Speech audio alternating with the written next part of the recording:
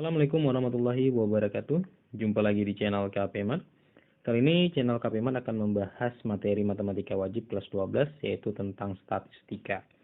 Nah, untuk materi statistika ini kakak bagi menjadi beberapa bagian. Salah satunya adalah tentang rata-rata. Nah, untuk rata-rata ini ada 3 jenis rata-rata yang mau kita coba bahas pada video kita kali ini. Yang pertama tentang rata-rata data tunggal ya, seperti ini rumusnya. Nah, kemudian ada rata-rata data kelompok. Seperti ini rumusnya, ada 2 rumus ya, yaitu yang pertama secara konvensional dan cara sandi. Nah, kemudian yang ketiga, itu adalah rata-rata gabungan, yaitu penggabungan dari 2 kelompok data atau lebih digabungkan menjadi satu bagian, yang kita sebut sebagai rata-rata gabungan.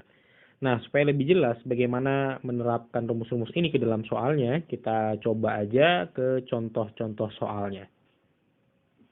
Oke, sekarang kita di soal yang pertama. Nah, soal yang pertama ini kita bagi menjadi 3 bagian, yaitu soal dengan bentuk rata-rata data tunggal, kemudian soal dengan bentuk data kelompok, dan soal dengan bentuk data gabungan ya. Nah, jadi ada 3 jenis soal yang mau kita bahas kali ini. Nah, kita coba bahas dulu soal yang pertama, yaitu untuk data tunggal. Nah, yaitu soal A ya.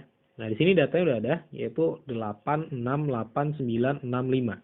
Nah, untuk menghitung rata-rata data tunggal, ini rumusnya, yaitu X bar, ini dibaca X bar ya, X1 tambah X2 sampai Xn dibagi N, di mana N ini adalah banyak datanya. Nah, berarti rata-rata dari soal ini adalah 8 ditambah 6 ditambah 8 ditambah 9 ditambah 6 ditambah 5 ya. Lalu dibagi dengan banyak datanya, yaitu N-nya. Yaitu berapa di sini? 1, 2, 3, 4, 5, 6. Dibagi 6 ya. Nah, sehingga ini kalau kita jumlahkan semua, yang bagian atasnya itu menjadi 42, lalu dibagi dengan 6. Itu hasilnya 7. Nah, jadi rata-rata pada soal bagian A itu adalah 7. Oke, bisa dipahami? Nah, kita coba lanjut bagian B-nya. Di sini ada data kelompok ya. Nah, dari 40 siswa.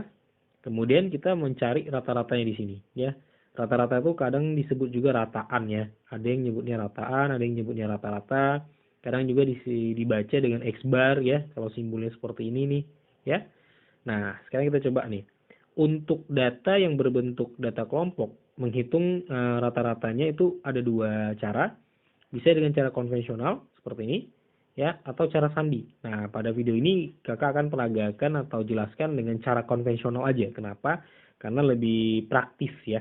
Nah, langkah pertama yang harus adik-adik lakukan adalah membuat atau menambahkan kolomnya, yaitu kolom XI. Nah, kemudian ada kolom FI XI ya. Jadi tambahin lagi nih kolomnya. Oke. Nah, seperti ini. Oke. Nah, apa itu XI? XI itu adalah ya, atau di sini titik tengah ya. Oke. Tadi di awal juga udah ada ya keterangannya. Kemudian F itu apa? F itu frekuensi ya, frekuensi. Atau kalau di sini adalah banyak siswanya ya. Nah, bagaimana cara mencari titik tengah?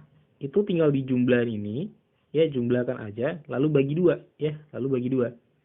Nah, jadi kan kalau 35 ditambah 39 kan 74, iya kan? Nah, 74 dibagi 2 itu 37. Nah, biar praktis, biar gampang untuk melanjutkan yang berikutnya, supaya nggak ngerepotin jumlah-jumlahkan dan bagi 2, coba lihat aja di sini. Ini kan 35 ya. Ini kan 37, ya kan? Ini kan 37 nih. Oke. Nah, dari 35 ke 37 itu nambahnya berapa? Nambahnya 2 kan? Nah, berarti semua bagian sini itu tinggal tambahin 2 aja. Ini tinggal tambahin 2 aja nih. Tinggal tambahin 2. Nah, itu akan menjadi titik tengahnya. Jadi yang pertama aja kita tambahkan lalu bagi 2. Jadi untuk yang berikutnya itu tinggal tambahin aja dia perubahannya berapa. Ini kan perubahannya dari 35 ke 37, perubahannya 2, ya kan? Atau nambah 2. Nah, oke. Jadi ini 40 ya. Ini 40 nambahi 2 berarti 42 ya. Nah, ini kita isi 42. Kemudian 45 ke tambahin 2 berarti 47 ya. Kemudian 50 ditambahi 2, 52. 55 ditambahi 2, 57. Kemudian 60 ditambahi 2 berarti 62. Nah, oke, gampang ya. Nah, jadi dia lebih praktis. Sekarang kita coba isi kolom FIXI. Gimana caranya? Ini dikali. Ya, ini kita kali. Ini semua dikali nih, ya. kita kali nih. Oke. Ini kita kali dia. Nah, ini kita kali. Nah, jadi 4 dikali 37 itu 148. Kemudian 11 kali 42, 462. Kemudian 12 kali 47, 564 ya. Kemudian 7 kali 52, 364. Kemudian 4 dikali 57, 228. Kemudian 2 kali 62, 124. Nah, oke. Sekarang kita jumlah ini. Ini kita jumlahin dia. Ini adalah sigma FIXI. Yaitu ini kita jumlahin nih. Dari 148 ke 124. Nah, ini kalau kita jumlahin, itu adalah 1890. Nah, ini adalah sigma FIXI. Kemudian, ini adalah sigma FI, yaitu frekuensi. Ini kita jumlahin. Ini nanti jawabannya 40. Ya, totalnya 40. Nah, jadi rata-rata dari data ini adalah sigma FIXI per sigma FI. Ya, sesuai dengan rumus ini. Ini dia. Ya, rumus konvensional. Nah, berarti tinggal kita ganti nih. FIXI-nya 1890 dibagi dengan 40.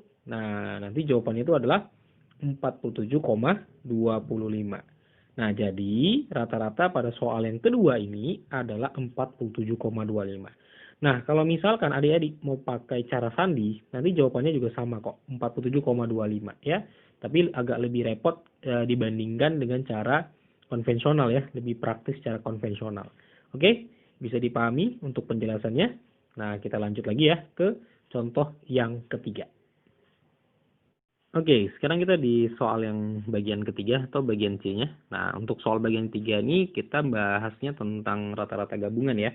Nah, kita coba baca dulu soalnya. Pada ulangan matematik, diketahui nilai rata-rata kelasnya adalah 58. Jika rata-rata nilai matematika untuk siswa laki-laki itu 64 dan rata-rata untuk siswa perempuan itu 56, maka perbandingan banyak siswa laki-laki dan perempuan adalah. Nah, untuk rata-rata gabungan itu ada dua karakter soal dia. Pertama, ya, yang pertama itu adalah ada dia bergabung, kemudian dipecah, ya, dipecah menjadi dua bagian. Nah, kemudian ada yang kedua. Awalnya dia dipecah, lalu ditanya gabungannya, ya. Nah, jadi ada dua jenis. Nah, kita coba lihat jenis mana kira-kira soal kita nih. Nah, kalau di sini ada rata-rata gabungannya, yaitu X gabungannya adalah 58. Kenapa? Karena di sini dituliskan rata-rata kelas. Nah, rata-rata kelas itu kan berarti gabungan antara rata-rata laki-laki ya dan rata-rata perempuan. Nah, berarti itu X gabungan yang 58 ya. Nah, X laki-laki kita tulis di sini adalah 64 ya. Kemudian X-nya perempuan itu adalah 56 ya. Nah, X itu menyatakan nilai ya. Sekali lagi, X itu adalah nilai. Nah, kemudian N nanti menyatakan banyak siswanya di sini ya. Banyak siswa. Nah, nanti adik-adik baca lagi coba tadi di teori awal ya. Kan ada keterangan mengenai apa itu X, apa itu N ya. Pada bagian rata-rata gabungan ya. Nah, yang ditanya itu adalah perbandingan antara banyak laki-laki dan perempuan ya. Yang ditanya sini. Laki-laki dibandingkan dengan perempuan. Nah, apa rumus rata-rata gabungan? Nah, rata-rata gabungan itu adalah X1 N1 ditambah X2 N2 dibagi dengan N1 ditambah N2 ya. Nah, oke, di sini kita sebut N1 itu adalah laki-laki ya. Artinya banyak laki-laki. N2 itu adalah banyak perempuan ya. Oke, kita tulis perempuan. Oke. Nah, jadi di sini tinggal kita masukkan aja, kemudian yaitu rata-rata gabungan ini kan 58 ya, tinggal kita substitusi 58. X1 itu ini ya, kita beri X1 simbolnya biar nggak keliru. Ini X2 ya simbolnya. Nah, X1 itu berarti 64. Kemudian N1 itu kan laki-laki ya, N1.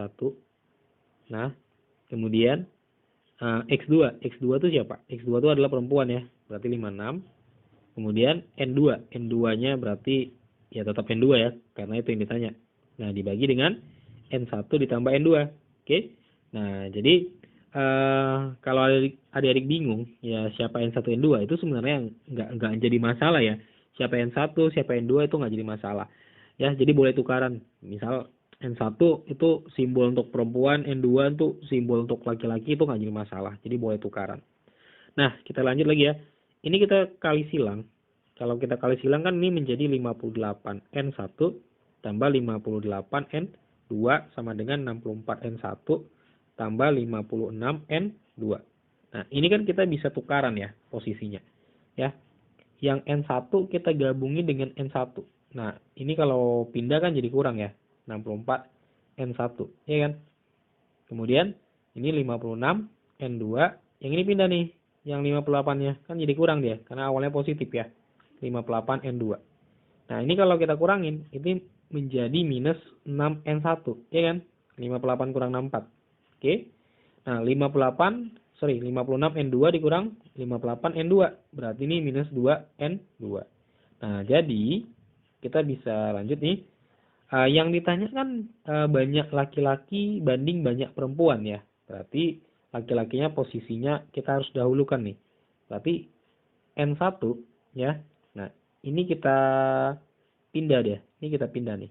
Dan yang ini kita pindah bagian sini. Nah, kalau si N2 pindah ke sebelah kiri, itu kan jadi per ya. Kenapa?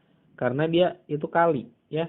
Kemudian kalau minus 6-nya pindah itu ke kanan, itu kan jadi per juga karena dia posisinya kali per min 6. Nah, yang ini nggak pindah ya. Min 2-nya nggak pindah. Oke. Nah, N1 per N2 itu sama dengan kalau dikecil ini 1 per 3. Sama-sama bagi minus 2 ya. Sama-sama bagi minus 2. Nah, N1 itu adalah laki-laki, N2 itu adalah perempuan. Jadi, perbandingan antara laki-laki dan perempuannya itu adalah 1:3 atau 1/3. Oke? Bisa dipahami? Nah, sebenarnya untuk menyelesaikan soal ini juga bisa pakai trik cepat ya. Nah, trik cepatnya gimana? Ini triknya nih ya, trik cepatnya.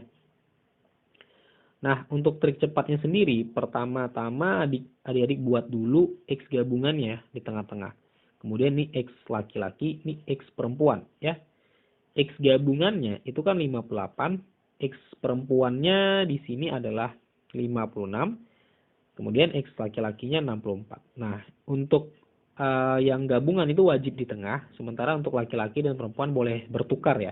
Boleh di kanan atau di kiri ya. Yang penting ini wajib di tengah. Oke? Nah, yang berikutnya tinggal dikurangin aja. 64 kurang 58 itu 6 ya. Kemudian ini kurangin aja berarti 2 ya. Nah, oke. Yaitu 58 kurang 56 ya. Nah, tinggal kurangin aja. Nah, ini kita kali silang. Ini adalah punya si laki-laki. Ya. Yang ini adalah punya si perempuan. Kita silang ya. Nah, sehingga perbandingan antara laki-laki ya banding perempuan.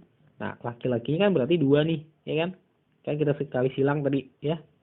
Kemudian perempuannya itu 6. Nah, ini kan kalau dikecilin jadi 1/3 lagi, ya kan? Nah, jadi tinggal dikali silang aja. Ini menyatakan punya laki-laki, ini menyatakan punya perempuan. Nah, sehingga banyak perbandingan antara siswa laki-laki dan perempuan itu adalah 1:3. Oke, bisa dipahami? Nah, demikian video pembahasan kita kali ini mengenai statistika ya, untuk menghitung rata-rata. Jangan lupa like dan subscribe channel KPMat agar terus berkembang dan dapat membantu adik-adik semua dalam proses belajar di rumah ya. Sampai jumpa pada video berikutnya. Assalamualaikum warahmatullahi wabarakatuh.